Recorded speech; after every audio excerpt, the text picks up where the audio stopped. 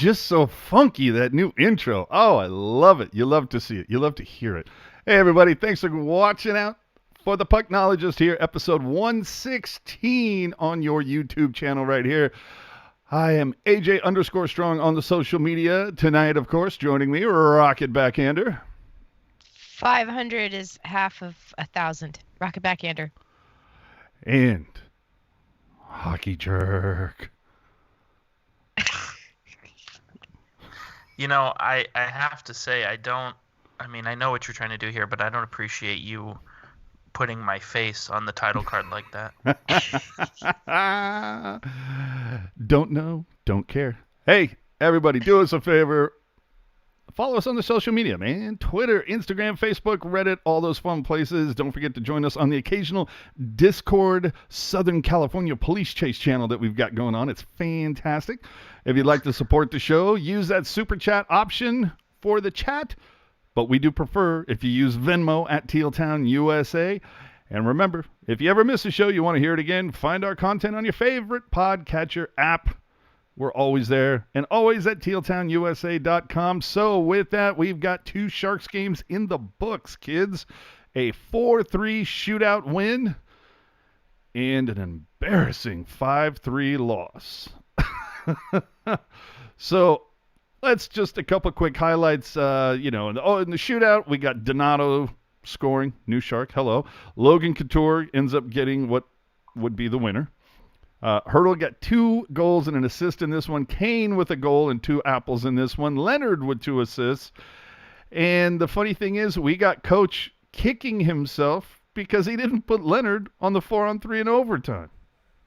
Yeah, John played very well for his first game, and I'm almost kicking ourselves for not putting him out there on the 4-on-3 because that's his game, and you want to give the veterans a chance. You want to give the guys, your horses a chance, and they all played well, I thought. But there's a guy that came in, found a way to get a couple points in his first game, and defensively he was responsible. So I think as we move along here, you're going to see, some more added duties and it's a little bit of more ice time for sure. I think he deserves it. And, he's been one of our better players since day one. And, he's earned the right to be on that line and to, be in the position to succeed.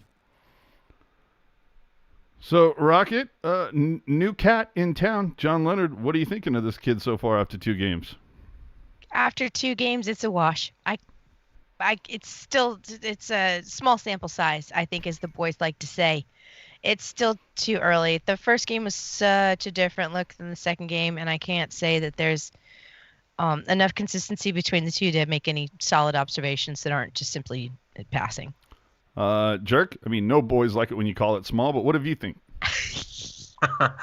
Yeah, I do agree.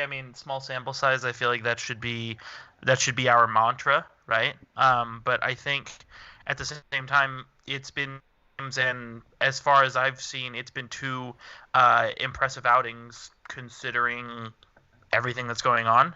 It's definitely a small sample size, but I don't think it's too early to be excited either. You know what I mean? Cautious excitement, but excitement, I think. You're right. Some people asking why the 4th line was on the ice during that final minute when they're only up 3-2, but hey, what happens?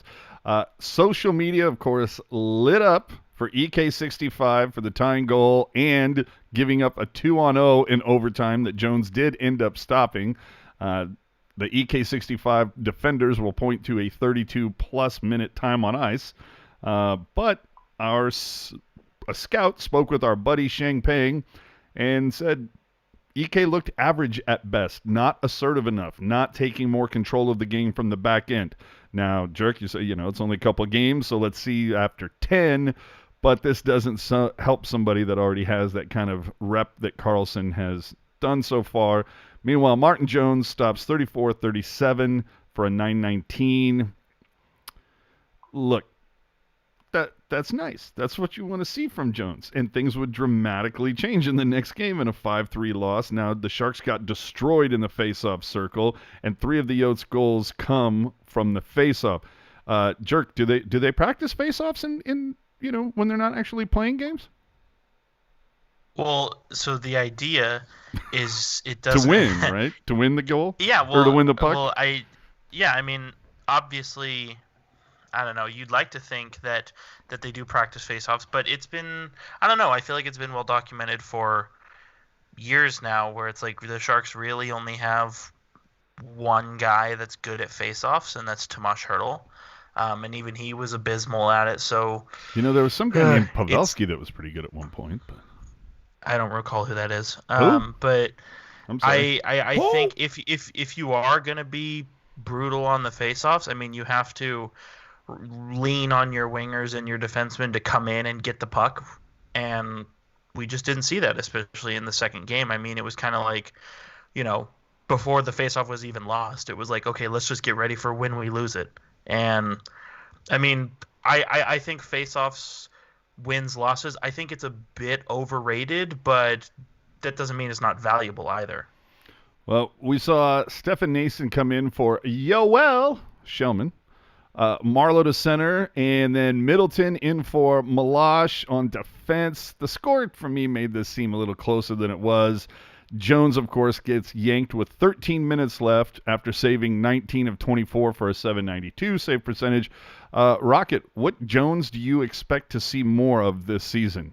Game 1 Jones or Game 2 Jones? Game 2 Jones, absolutely. There were a couple. I know it's not good, but it was really representative because a couple of the times I looked at him at like that third and fourth, the third and the fifth goal especially, and I was like, he should have had that. And then I had to stop and look at it a couple times, and I'm like, okay, wait, where is the defense? Why are his feet not moving? So if this is the kind of defensive support Martin Jones is going to have for the rest of the year, and I don't think it's going to get more assertive from people who need to be more assertive, I think that we can continue to see this. And I think that unfairly, not completely unfairly, but unfairly, Martin Jones will take far too much of the criticism for this when it's going to be the failings of other pieces of the system. Go Sharks!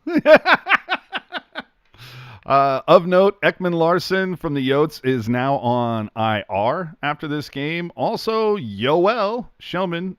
In fact, we're going to change Jerk's shirt for the next show, so it just says Yoel Shellman.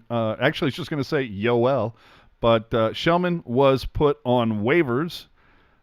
Make of that what you will. However, we did speak with Kevin Kurz earlier this evening, and here's his take on what's going on, including a little bit about Yoel.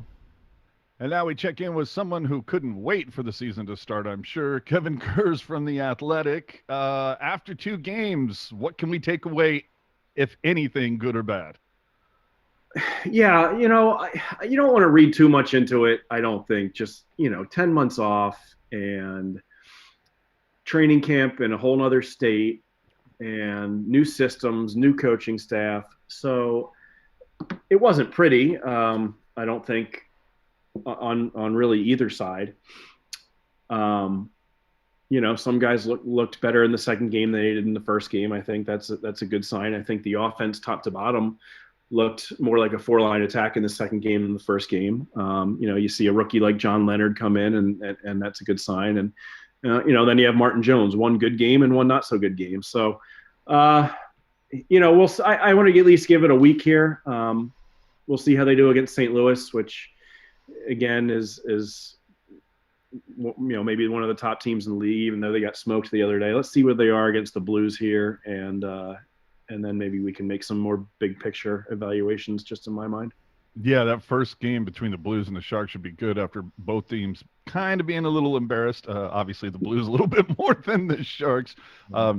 You got Hertl, Meyer, Kane off to good starts, obviously, but we just saw Shellman put on waivers after starting game 1. Anything to read into that? Is that just like transactional? Yeah, I think they just want to – I would guess they just want to move him down to the taxi squad and give maybe somebody else a chance. You've got Handemark down there. You've got Chmelevski. And Chmelevski, interestingly, was with the big group for practice on – I'm losing track of days of the week. 2 days ago, whatever day that was, on Friday in Arizona. So, maybe he gets a look. We'll see. I guess Bob must not have liked that fourth line in the first game, and they didn't really do anything. Marcus Sorensen, I thought, had a good game, but Shellman is a good two-way guy, but he doesn't bring much offensively. He had Marlowe there in that fourth line center spot last night. That line I think was all right, maybe a little bit better than they were in the first game, but it'll be interesting. I think maybe it's just a signal that Bob's going to rotate through some guys, and at the same time he probably wants to make a point too, and that is there's going to be competition for roster spots, and whoever plays hardest on a nightly basis is going to be in the lineup. And if you play hard for 2 games but not in the third game, well, you might be out for the fourth game. And that's not to say guys weren't playing hard. I think as a team they were, but I don't think there's anything wrong with the coaching staff maybe sending a message early that, especially on those bottom 2 lines, that you're going to have to do something productive if you're going to stay in the lineup. Have you heard anything more about Šimik? I mean, we know he's the last I've heard anyway, and I'm sure you've heard something newer, but Šimik's supposed to start tomorrow at St. Louis. Is that the plan right now still? Yeah, we didn't talk to Bob today, but he did say that yesterday that Šimik's supposed to play on Monday. So, we'll see. Erik Karlsson right now is the league leader in ice time with I think it was 29 minutes and 41 seconds per game. So, obviously he wants to get that down. He doesn't want Karlsson playing 30 minutes a night, and Brent Burns the same thing. I think Nijov has done enough to stay in the lineup. Middleton struggled last night. It was the one goal came off of a turnover. Maybe his pass was a little too hot or off the mark to Evander Kane. And then the second goal off the faceoff, the Chychrun goal, I believe it was an icing by Middleton. And it's one of those things that I'm glad I was there to watch it at the game, because he had about 3 guys he could have passed the puck to, and he missed all of them. And it went down the ice for an icing. Something, I don't know if you pick it up on TV or not, but it's a lot easier to pick it up from my vantage point up top. It was a bad pass, and icing comes back down the other way, and it's a goal against. So, those little things are the sorts of mistakes that guys like Middleton can't make if they want to stay in there. But I think Šimik's playing tomorrow, so that should be a boost. Dylan Gambrell kind of just wasted it. I mean, what's going on with this kid, man? I mean, yeah. Leonard comes in and just boom, boom, boom, and I mean, where do you slot him in at this point? Yeah, I mean, I before the season started, I had one major question for every player, and my question for Gambrell now is this time up here? And it's a valid question. And he starts out training camp playing center on a line with Patrick Marleau. And so, Marleau was going to be in the lineup. You knew right away that Gambrell was put in a position to succeed right away in training camp on a line with Patrick Marleau. Whether that was the third or fourth line, I don't know what you want to call it, but certainly Marleau was going to be in the lineup. And he worked his way down. He was a fourth line wing for one of the scrimmages, and then he was out of the lineup obviously altogether for these first 2 games. So, Bob talked about Gambrell working on his power. He's kind of slight in stature, Gambrell. He's not the biggest guy. When at the NHL level, I thought he gets pushed off the puck too easily, and that's not something that you can have, especially in a bottom 2 line. On a bottom line, you want to bring probably a little bit more physicality, and it's not like he's scoring 50 goals a year either. So. Yeah, I wonder if his time is up. Now, he's on a one-way contract, so the team is paying him an NHL salary regardless, and I certainly don't think anyone would claim him if they waived him.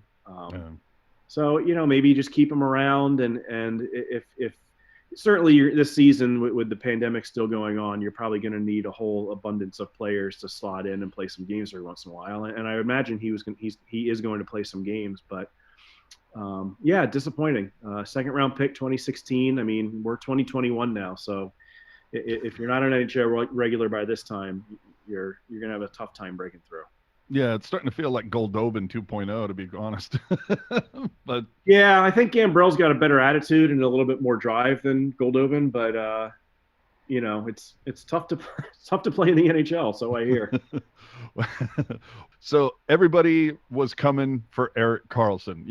I don't know that there's been a more polarizing player on the Sharks. Yeah. You've got 98 here, yeah. Yeah, well, 98% of people coming after him say, he's lazy, or no.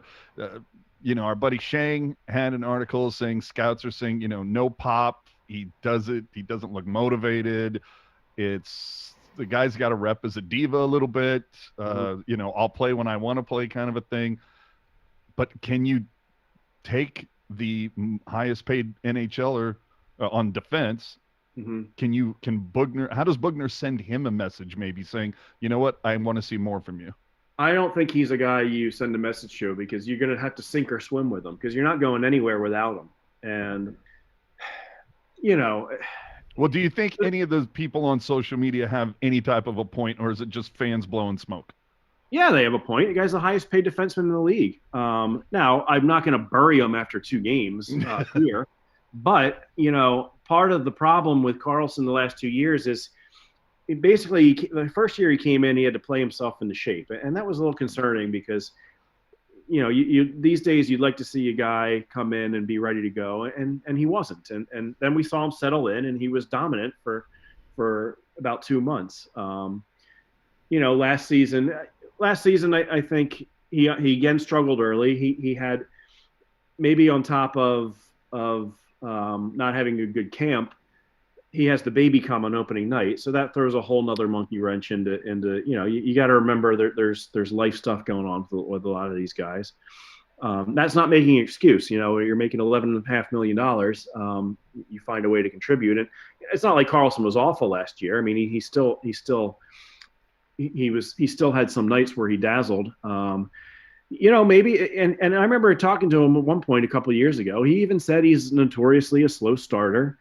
Now, in a 56-game season, you can't really afford to have the guy get off to a slow start. But again, he's one of those guys. I think let's at least give him a week here before we come up with any major breakdowns of his game.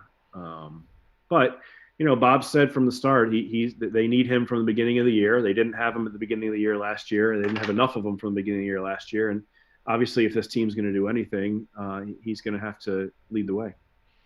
All right. And last time I saw, I think you went 10 for 14 on your picks there. How you doing so far?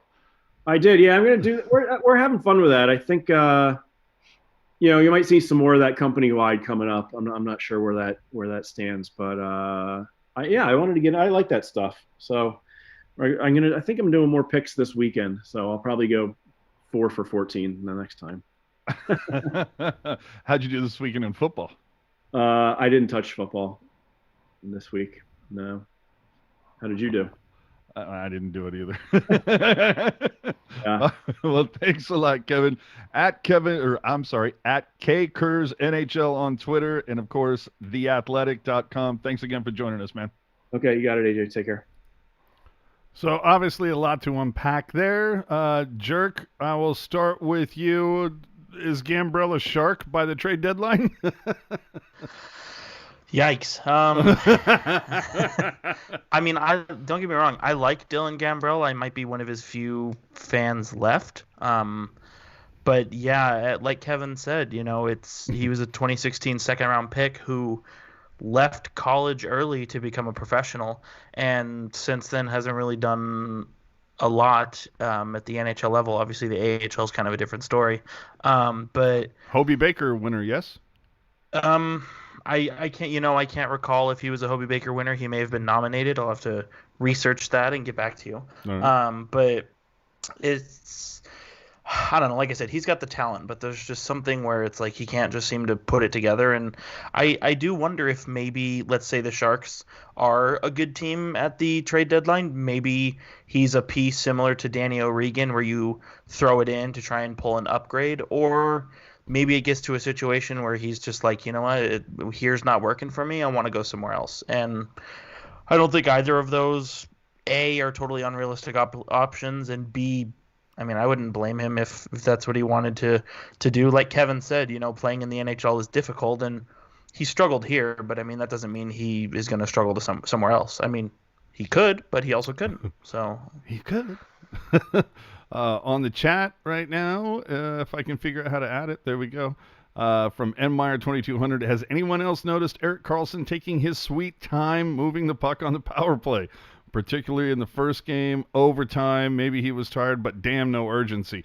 Okay, Rocket. I mean, the guy did throw down 32 plus minutes time on ice in that one, but Is EK a slow starter? Is EK not motivated? Did he get his cookies and he's like, yeah, I feel good now. Screw everybody else. If he's a slow starter, then he's a slow starter. I don't think that he began to develop his game as a young man and developing through teenagers and all this other stuff. He's had that habit. That is his gig, and it's not going to change now. So, yeah, maybe he's a little out of shape, like just out of sorts. He's not ready. He ain't ready. Maybe by game 36 he'll be ready. That's cool. I mean, if that's his style and that's what gets him paid, then make your coins, or Jesus Christ. Okay. We do have a question from Jumbo Polini. Anyone know why Mike Ricci is behind the bench? Also, don't see John Madden behind the bench. Is he the eye in the sky? No. Jerk, if memory serves, what? Dan Darrow, eye in the sky? Yes? Well, Dan Darrow is the video coach. But the reason why Mike Ricci is behind the bench is because John Madden is still sorting out like immigration and visa stuff. So yeah, he's having visa problems. He's fine with American Express and Discover. Visa, there's a problem. But yeah, so basically, he's not at the moment. He's not authorized to work in the U.S. So the only thing he's allowed to do is just observe. He's not authorized to work in the U.S. Oh, okay. So he could be president then. Is that Erik Karlsson's problem? But once the visa issues are sorted out, he'll go behind the bench, and obviously Mike Ricci will go back to the press box. Well, I mean that pretty much kind of wraps up 2 games. It's 2 of what are we doing? 58, right? 56. Okay, 56. Now 56 if everything goes correctly. If all goes well. I spoke to Drew Remenda earlier. He thinks that's a little optimistic. A scotch pie in the sky, if you will, but we'll see if we get there. Either way, 2 games. Let's wait till we get to game 10, game 12. Then, I don't know. Maybe we can start anointing John Leonard as like the next big, like the team's next Timo or something along those lines. And then we can also take a moment to burn Erik Karlsson in effigy. Maybe so? I don't know. Remains to be seen. There's still a couple other players that we have to take a look at. He was, when I spoke to Kurz earlier, a couple things off air was, you're going to have to take a look at some guys like Chmelevski. Hopefully maybe Gambrell gets a look, and maybe that, because like Kurz pointed out, the dude's getting NHL coin. Why are you paying a guy NHL coin if you're not going to play him? You know what I mean? Am I wrong? No, you're right. I mean, I'm sorry. Could you pronounce that correctly? You right. Yeah. I don't know. I just think with scratches and everything like this early on in the season, I don't really think it's. I don't know. I mean, it's definitely worth talking about, but I don't know if we need to sound the alarm or anything like that. I mean, not yet. There's a reason why the NHL allowed teams to have a taxi squad this year. You're gonna need the full 23-man roster plus another handful. So just because Gambrell is scratched, I don't think that means he's just dead in the water. As we've seen, I mean, Yoel Shellman is on waivers to go to the taxi squad. Maybe Gambrell's the guy that jumps in. Maybe Frederick Hendemark gets the called up. I mean, maybe Chmelevski. I mean, who knows? It could be anybody. It's game 3 out of 56 during a pandemic where rosters are expanded. I don't think we need to panic because somebody's a healthy scratch. Well, again, we get a nice full slate of games until next week. So 2 versus St. Louis, 2 versus Minnesota. Remember, this is a Alex Stalock-less Minnesota Wild, so anything can happen there. So they're Alex unlocked Minnesota. Oh, me likey. I like it. So we can come back to the Sharks in just a minute, but I think first let's kind of take it around the NHL for a moment, because there were some things that happened.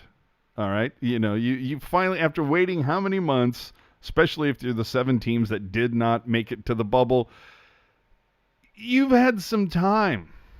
And I don't know who runs the Jumbotron in Colorado, but God love you, man. I mean, I understand you have to do testings, but Jesus Christ, man. I mean, you're just going to throw down a game of solitaire while you're waiting for stuff to happen? That is genius, my friend. Absolute genius. I love this.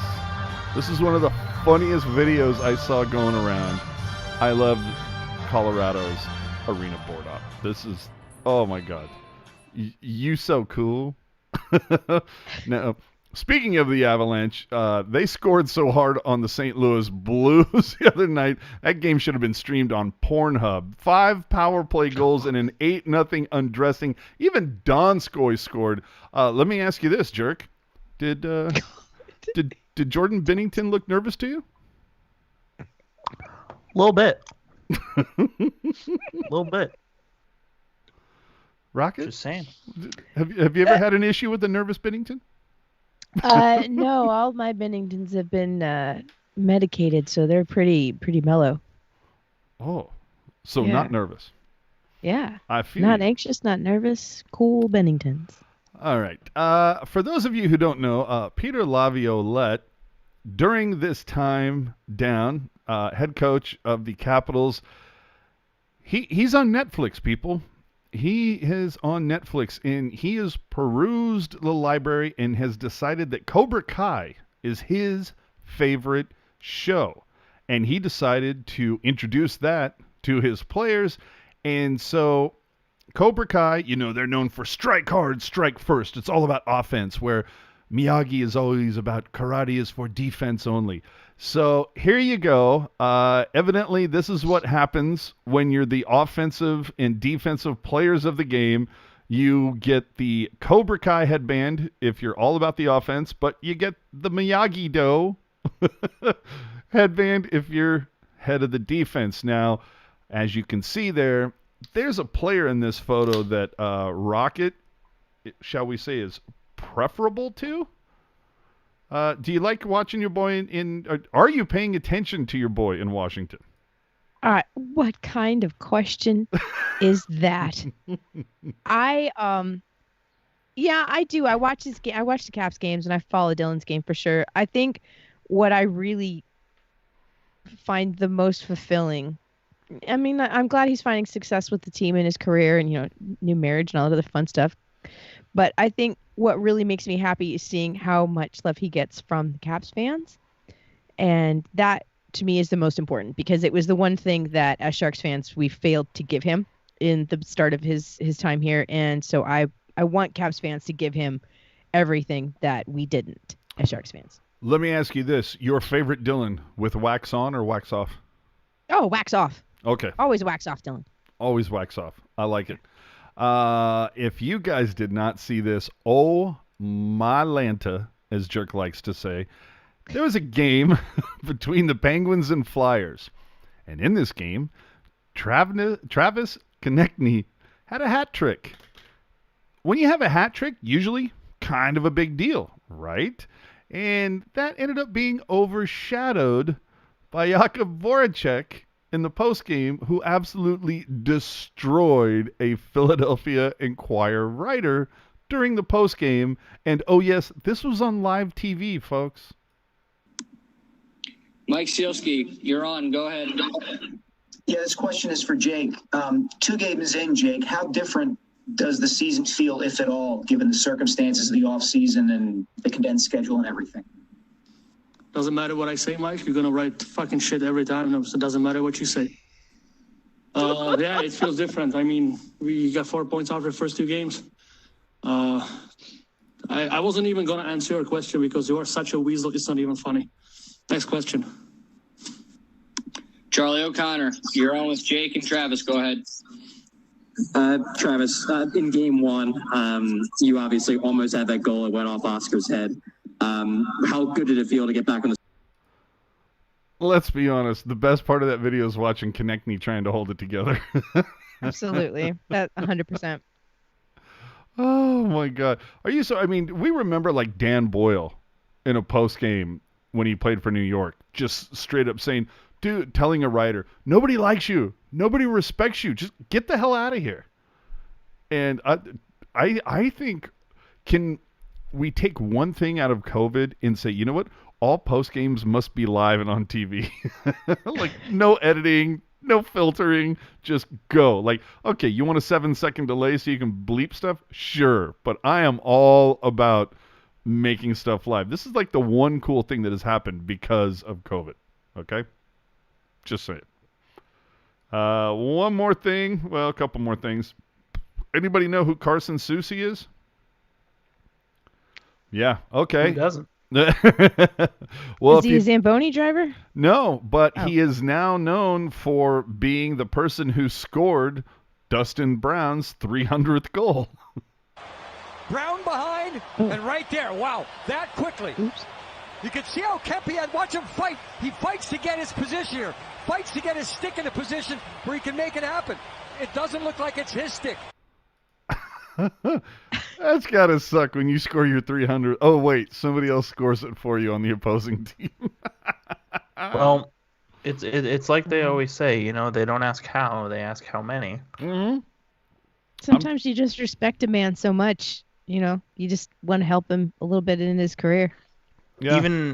Even funnier is in that game originally, Adrian Kempe got credited with that goal, and it was taken away. The following Kings game, Adrian Kempe credited with a goal, taken away. So he's 0 for 2 on goals this year. Been credited for 2 and had 2 taken away. So I don't know when the Kings play again, but I'll be watching. If it's not today or if it's not tomorrow, it's the day after with the schedule. Jeez Louise. Every other day. And then kind of finally to kind of wrap up things around the NHL, if you ever get to an NHL game, if you ever feel like you might be just a scotch hungry, you probably don't want to stand behind this bench. I mean, I'm not talking about subliminal advertising by any stretch. I don't even know where this came from, to be honest with you. So I found this on Twitter, forwarded along somehow. So if anybody can give me like the backstory on why there's a guy with the last name French and the last name Fries, and they're both next to each other, I would certainly appreciate an explanation. Jerk, you speculated. Oh, you looked this up, did you? So I actually did the research, and originally I thought it was, you know, a situation where like it nicknames was or something, like a nickname night or some kind of funky AHL theme night, or favorite food night or whatever. But as it turns out, these two players play for the Knoxville Ice, which I want to say is the Southern Pacific League. And it turns out these players are Josh French and Connor Fries. So these are real people. Wow. You love to see it.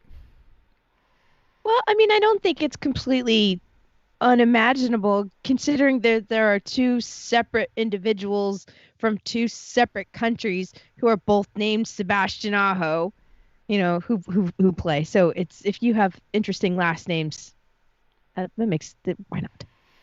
All right. Any other fun happenings since the beginning of the season from either of you? Anything that stood out, or are we kind of good there? Well, I don't know. Didn't McDavid already have a hat trick? So quick. Yeah, I was gonna say everything is happening really quickly. Jerk's all pressed because there's like 5 games happening at the same time. Yeah, and they all go to intermission at the same time, which is ridiculous. So Keith Yandel, he ended up, I don't know if you guys followed that drama at all, but it should be said too, he was Florida's best defenseman last 2 years, so not exactly a slouch. And over the the training camp, he was skating with like the taxi squad and the healthy scratch guys. And so it's kind of like, wow, like he was your best defenseman. Now he's not even in the top 6. Like, what are you doing? But also, he has the NHL Iron Man streak right now. He's played 866 games in a row. And it looked in doubt, he was going to be scratched or, he almost got traded over the summer. And then on Saturday, the Florida Panthers version of Shang Peng tweets out that Yandel is with the main 6. And so it's like, oh, the drama unfolds. So Panthers played tonight, if you're listening live. Keith Yandel got in the lineup, so the streak's alive. Chief also scored a goal. So that's... I believe that's called a fuck you! I was going to say, that's called a how are you doing? Exactly. Sonked him right there. Nice. Okay, let's move the ship along a little bit. We do have a few announcements. We'll go through these real quick. Hey, the NHL finally confirmed, if you have been paying attention at home, that there will be some outdoor games happening in Lake Tahoe this February. Somehow they forgot to include the San Jose Sharks, but the Colorado Avalanche and Vegas Golden Knights will play in Lake Tahoe February 20th. The Bruins and the Flyers the day after. Now, the interesting thing about this is Gary Bettman was actually asked about San Jose not being involved, and he kind of sidestepped the question a little bit.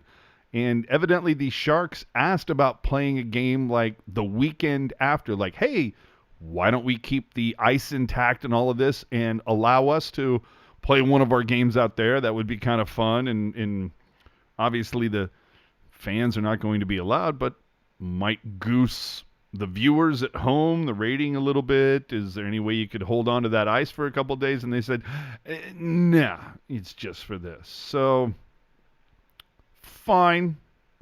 It is what it is. I'm dying to watch this, but if anything, if this goes off without a hitch, hey, maybe we see the Sharks playing an annual, semi-annual game in Tahoe. Oh, I'm there for that. Thank you very much. The last show we talked about Centennial Bank filing suit against Shark Evander Kane. One day later is reported that Kane is filing for bankruptcy. This must be a spectacular amount of debt. I think it was somewhere in like the 20s millions. I believe it's 28.6 million. Oh, hold on. My money phone's ringing. I'll be right back. Oh, hey now. Now, the interesting thing about the filing, it mentioned Kane might not play this season, but obviously he's been in the first 2 games, and Bugner kind of dispelled that myth real quickly. Look, we're not going to get into, I'm just passing this information along. I'm not going to get into any of this, but I can speak from personal experience.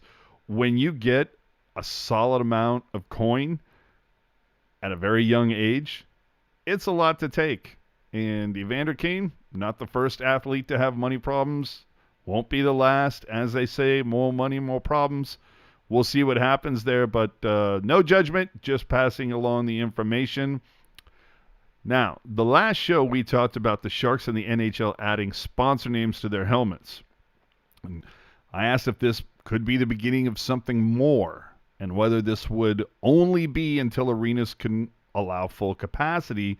Recently, Sharks VP Doug Bentz spoke with Silicon Valley Business Journal and called this a one-year trial, but speculated that it could become a multi-year initiative. Rocket, how are you good with this? Did you even notice over those first 2 games, any games that you watched over the beginning of the season till today, has those advertisements, sponsor names, have those even like tripped your wire? Or are you just like not even paying attention? I see them, but they don't look really any different than the helmet manufacturer name that's on there. It's no different than seeing Easton or seeing Bauer. Now you just see another name. It's just another name, but I don't think it takes away from the overall silhouette of the sport. I don't believe it's distracting. They're not adding LED lights. There's no sort of hocus pocus involved with it. It's just a thing. And I told you it would be part of something bigger, where it's like they would add it on as like the ultra mega tier of sponsorships. and only offer it as like a really super lucrative way for them to get sponsorship money. So I don't think you're going to see mom and pop stores, local sponsors on the helmets. I think it'll only be reserved for the deep pockets. And that's good, because if the deep pockets are there, that means that the number of ads that are going to be put on that helmet is limited. And it should also be said too, so Gary Bettman was on TSN radio last week, and the point that he hammered home was this is not a way to make more money. It's a way to keep money that we have already had set aside, essentially, where it was like, okay, you need to increase your ad exposure, or we're not going to be able to give you all of the money that we said we were going to give you. There you go. So that makes sense. Because of that wording, it makes me think that it's a temporary solution, and then, once everything's back on track, it's going to go away. But honestly, even if it did stick around, I mean, who cares? It's barely noticeable. As I said last week, the Barracuda have had an ad on their helmet for the last 2 years, and I guarantee you 50% of their fans have not even noticed. So I think what we're saying is that, like, Capital One, Zoom, they're all going to start making helmets at some point. It might be a lucrative business venture for them. Who knows? Right? Nice spin-off business. Moving on, the San Jose Sharks claimed Rudolph Balcers off waivers, one of the many pieces traded to get EK65. Jerk, do you care? I do care, actually. What's he bringing back? Well, he's going to center that third so line for the CUDA? No, he's young. No, he was somebody that I think his first year with the Barracuda, he impressed a lot of people. 48 points in 67 games. That's not bad, especially as somebody who's from Latvia and then played in the WHL. How much do you hear about those guys? So did well in his first year with the Barracuda, and has some NHL experience. He's played 51 games. He's got 6 goals and 11 assists. So, based on what's already happened, I don't think he's going to wow you. But I think as much as everybody talks about Josh Norris and, the 2020 first-round pick, and for some reason Chris Tierney, I think a lot of people, and I think Kevin Lacey is one of those people, will say Rudolph Balcers is the one that got away. And now he's back. Not Josh Norris. Yeah, don't get me wrong, dude. I love Josh Norris, but I don't think Balcers was by any means a throw-in. So it'll be interesting to see. Just based on the rules and regulations of everything, he has to play in the NHL with the Sharks. If they want to send him to the taxi squad or the AHL, he has to go on waivers again. And I'm 100% certain that Ottawa would reclaim him. So it's kind of a only one option situation, but he's had limited success while getting kind of buried in Ottawa a little bit. Maybe comes to a team where it's sort of like every job is up for grabs. Maybe he does something. All righty, I'm excited. Let's see here. We got a comment that says, when does the CUDA put out their schedule? Well, we know the AHL is supposed to start at the top of February, but yeah, we'll see if they get there. Yeah, it's a question I share. There was at least 5 teams that have already opted out? Like they're not even going to play? Yes, there were. Let me see really quick. There were we don't need three teams that opted out, and so. But none of them are in the Barracuda's division, correct? That is correct. They're all on the East Coast. Pussies. So it's forced a lot of NHL teams to strike temporary agreements and to share AHL teams and that kind of stuff. And you're saying, oh, when's the AHL season going to start? Or I should say, when the schedule going to come out? Well, like you said, season starting February 5th, but who knows if we'll even get to that point, because I believe the Ontario Reign were supposed to play a preseason game against somebody coming up here pretty soon, and that's already been postponed.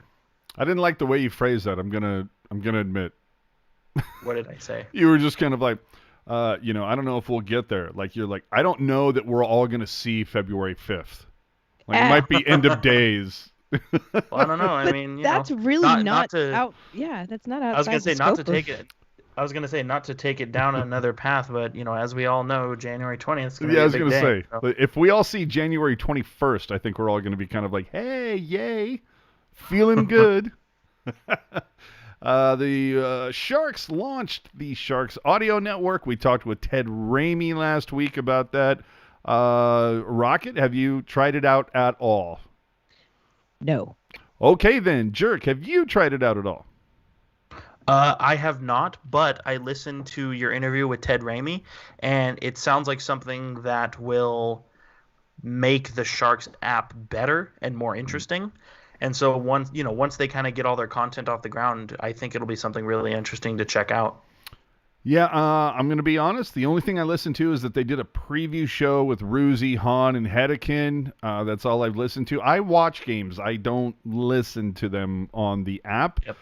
But based on the interview that Ted did with us, it sounds like as time marches on, they will introduce more and more new content. So, yeah, I'm excited to see that, especially if they allow push notifications where it's like, hey, Ruzanowski just spoke with this, did 20 minutes with Teemu Solani, or Randy Hahn just, I don't know, told you how to deliver cupcakes correctly.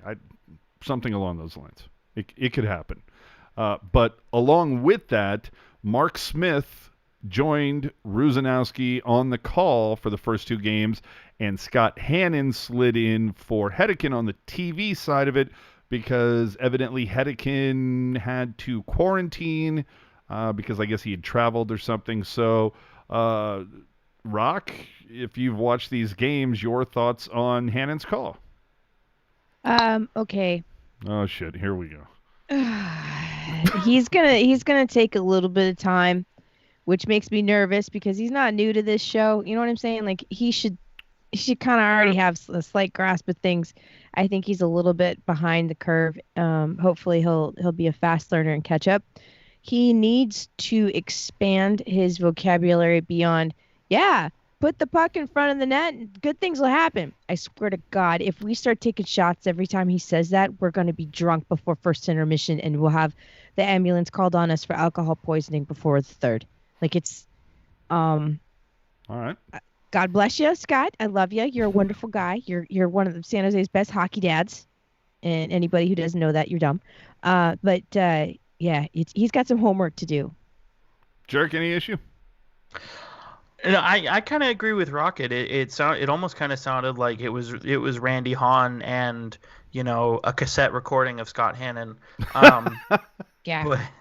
But that said, I mean, I think there's room for improvement, but I think it's the same thing with Kendall Coyne last year, where it's like just because you can improve doesn't mean that you're like the worst person to ever wear a headset. Fair. So I think it's fine. I think once Brett Hedekin, once he gets, whatever, personal issues he's dealing with sorted out, he'll obviously swing back into that co-chair.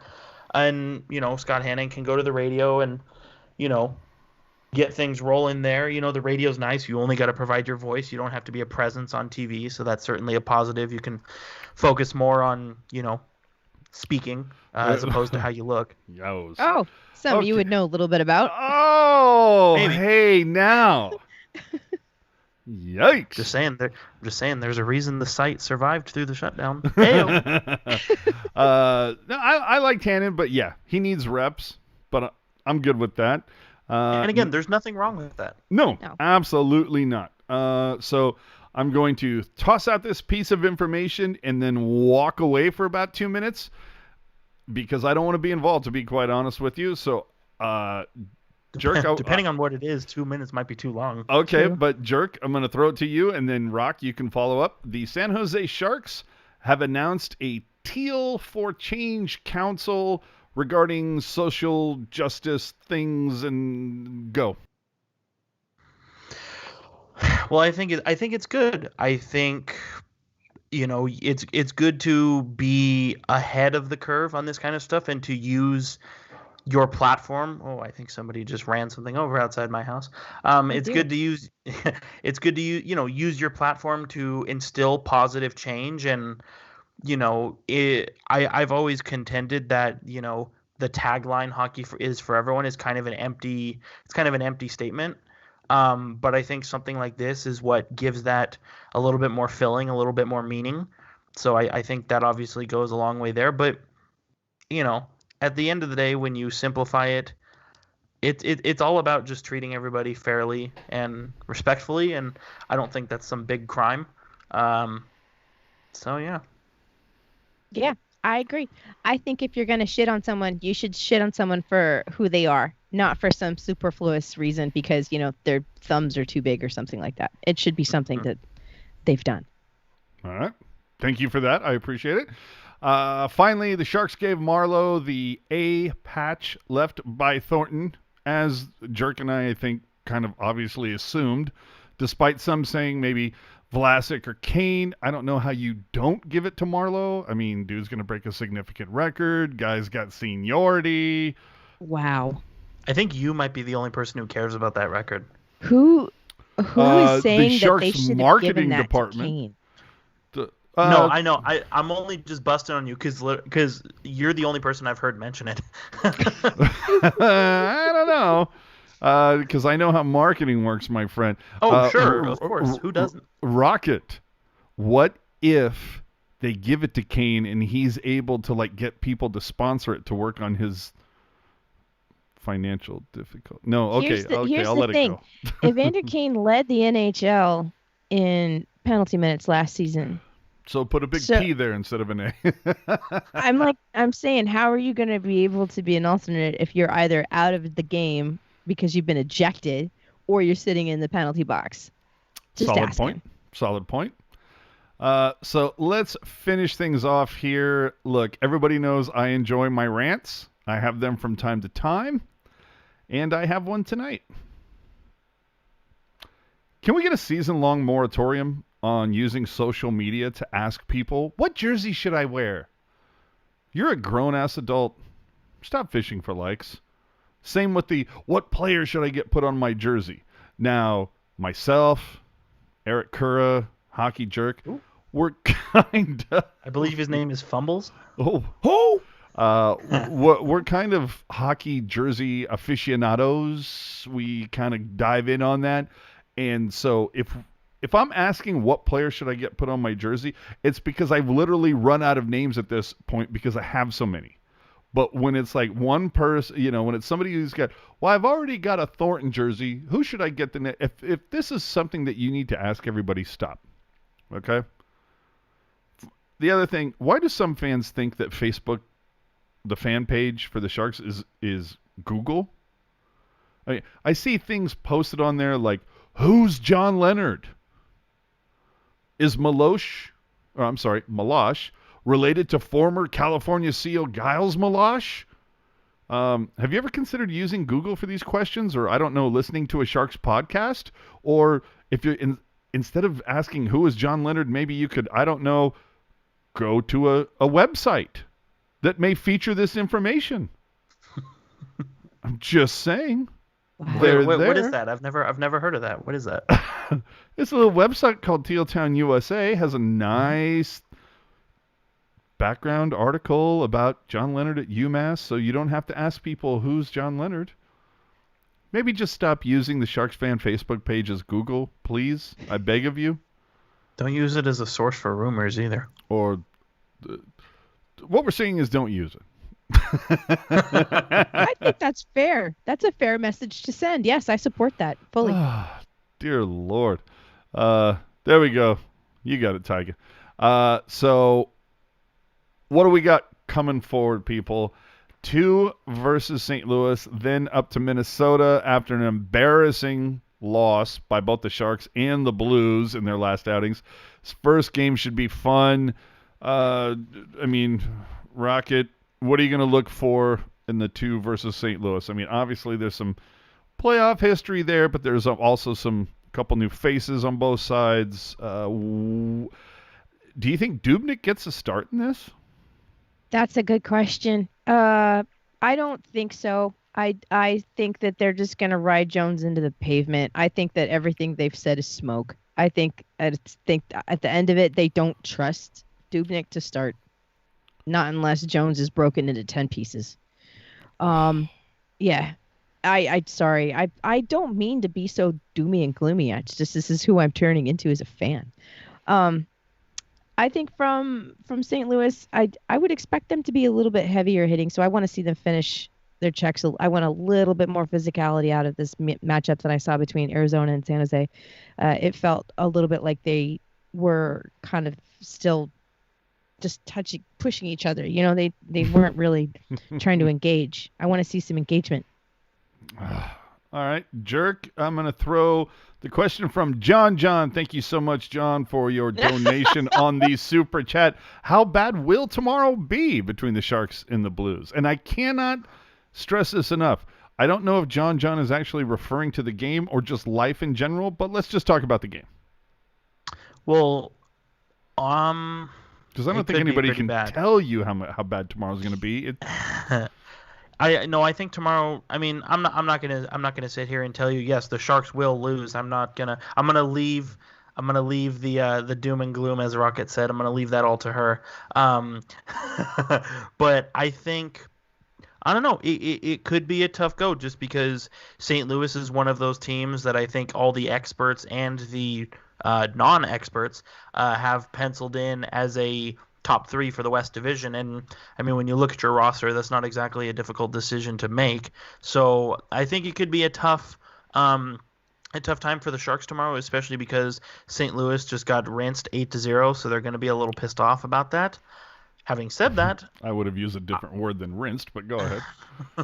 Having said that, anything is possible. The Sharks and St. Louis, you know, those are always really exciting games, no matter how many or few times they play each other.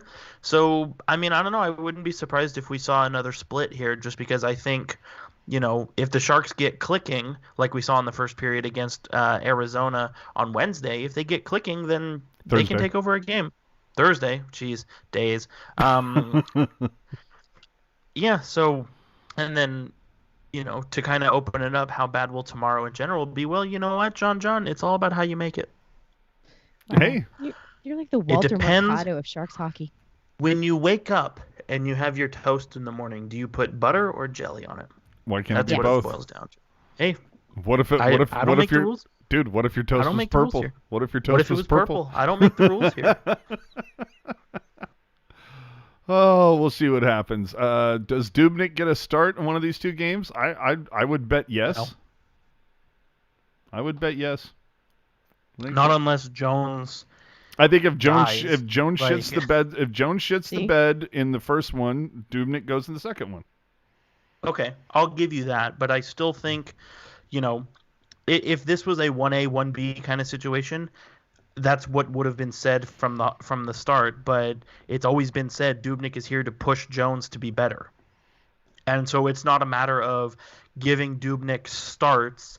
It's a matter of saying to Jones, hey, you better be good because we have this guy at the end of the bench who's breathing down your neck. Yeah.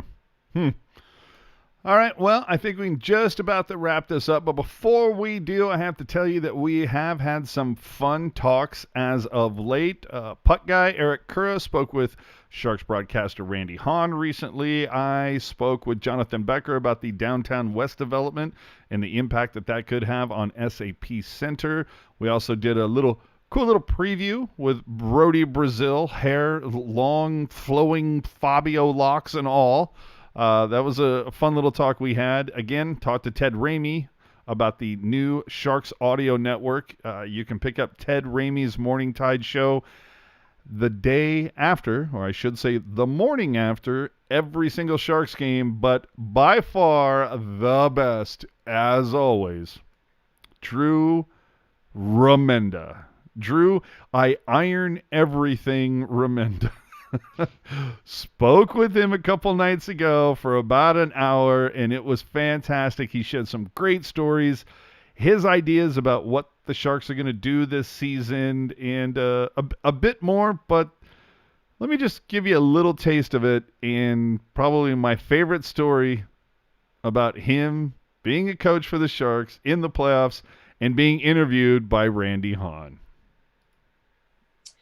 So this is when I'm assistant coach back in 94, 95. We played Calgary in the playoffs. Yep. Right? I used to live in Calgary, worked in Calgary for a long time, assistant coach, University of Calgary Dinosaurs. They throw the headset on me as the celebrations are downstairs. They're trying to get whoever. Okay, I'm just lowly assistant coach. Randy says to me, he goes, Drew, this must be a big thrill for you, being that you're from Calgary and all, that you come back and beat this team.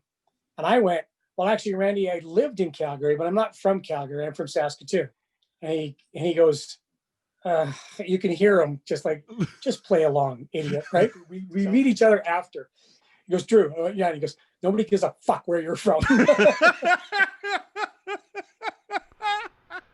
So if we take it from Drew, nobody gives a fuck where nobody gives a fuck where he's from, is what we're saying. and our buddy Chris, oh, we miss you, man.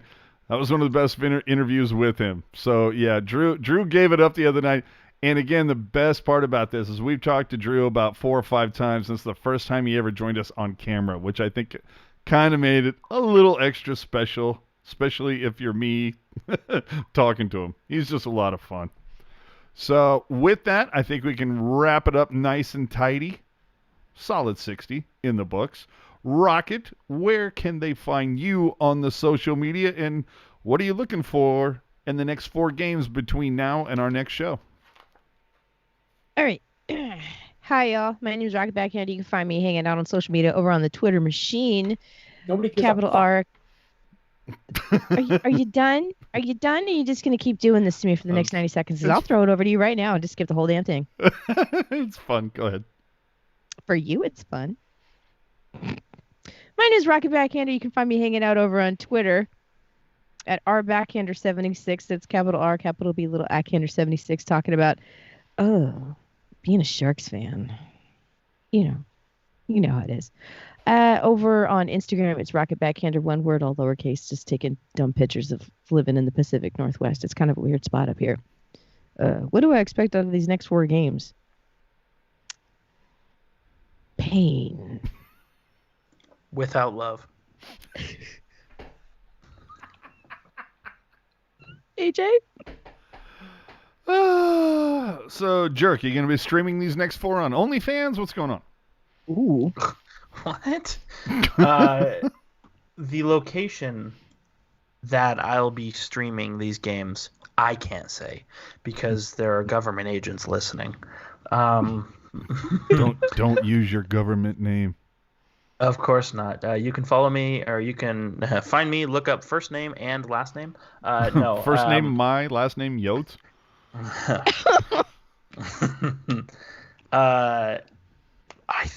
I don't know. I mean, these are, especially the 2 against St. Louis. Obviously those St. Louis, as I said earlier, they're a team that everybody is expecting to be top 3 in the division, and you can put me in that category with everybody. So I think it's going to be tough. I think we'll see a split there. Minnesota, this is one of the teams that the Sharks absolutely have to be better than, the other being Arizona, obviously. So we'll see. It's a big 4 games. I mean, as a fan, I would love for the Sharks to win all 4, but reality is not what we want it to be. So I think even if the Sharks lose all 4, as long as they actually,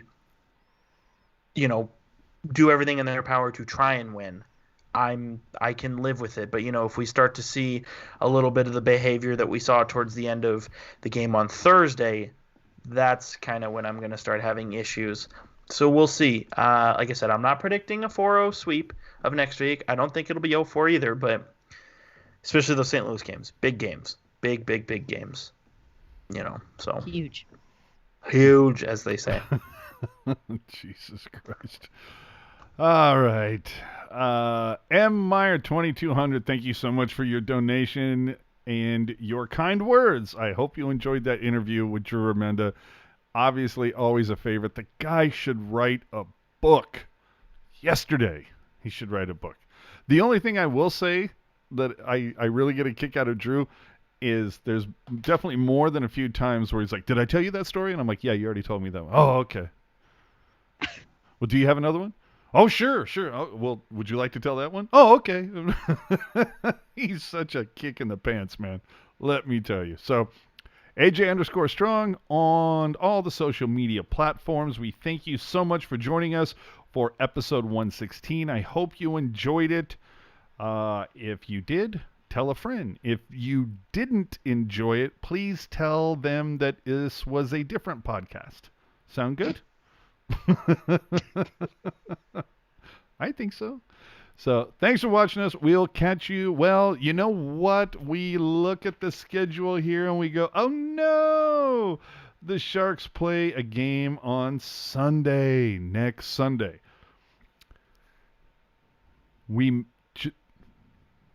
Rocket? Jerk?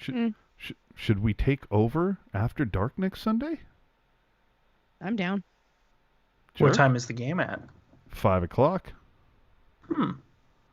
Sounds like an interesting idea. You love to see it. Oh, we're going to have to, I don't know, change up Jerk's shirt so it says, I don't know, Teal Town Takeover. Feels good. I like Hostile Takeover. There you go. Chris knows. I like it. Chris knows.